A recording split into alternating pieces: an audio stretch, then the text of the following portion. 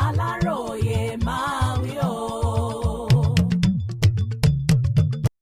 Ó mà ṣe o, akẹ́kọ̀ọ́ fásitì méjì kú níbi tí wọ́n ti ń lúwẹ̀ẹ́ lákùngbà Àkókò. Iléeṣẹ́ ọlọ́pàá ìpínlẹ̀ Ondo ti bẹ̀rẹ̀ ìwádìí lórí ìṣẹ̀lẹ̀ ikú àwọn géńdé ọkùnrin méjì tí wọ́n kú sínú omi tí wọ́n ti ń lúwẹ̀ẹ́ nílùú Àkùngbà Àkókò lọ́jọ́bọ̀ Thursday ọjọ́ 29 oṣù kínní ọdún 2026 yìí.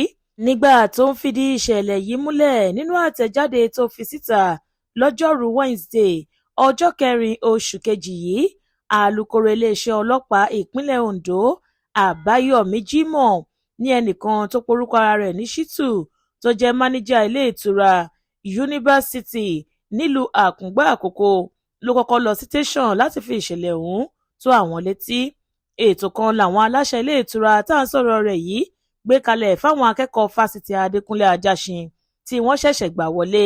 Nínú èyí tí wọ́n ti ní kí wọ́n máa lúwẹ̀ẹ́ nínú omi ìwẹ̀ tí wọ́n ṣe síbẹ̀.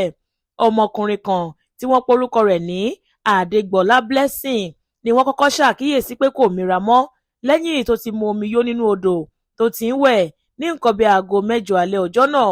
Wọ́n sáré gbé ọkùnrin ẹni ọdún 19 ọ̀hún jáde, bẹ́ẹ̀ ni wọ́n tọ́jú rẹ̀ títí tí ara rẹ̀ fi balẹ̀ díẹ̀. Lẹ́yìn èyí làwọn ọ̀rẹ́ rẹ̀ tó wà nítòsí dìímú tí wọ́n sì mú un lọ sílé tó ń gbé kó lè lọ sinmi díẹ̀. Bí wọ́n ṣe yanjú èyí lọ́wọ́ ni wọ́n tún rí ọkùnrin ẹni ọdún 22 míì, ìyẹn Olúdáre Ọ̀pẹyẹmí tóun náà ti mu omi yó. Wọ́n sáré gbé òun náà dìgbàdìgbà lọ sí ọsibítù ìjọba tó wà nílùú Ìkàrẹ́ Àkókò, níbi táwọn dókítà ti fìdí rẹ̀ múlẹ̀ fún àwọn tó gbé wá wípé ó ti kú kí wọ́n tó gbé débẹ̀. Ohun tó bà àwọn èèyàn nínú jẹ́ jù lọ ni wípé ọjọ́ kejì tí í ṣe ọjọ́ Ẹtì Friday 30 oṣù kínní kan náà ni Blessing tí wọ́n rò wípé ara rẹ̀ ti yá tẹ́lẹ̀ tún padà kú.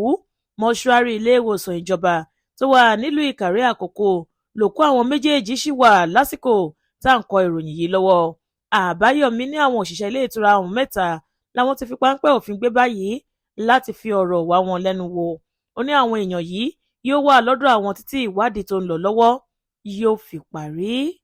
Olúṣèyẹ Ìyàdé ló ṣe àkójọpọ̀ ìròyìn yìí fún ìkànnì Aláròyé Online TV.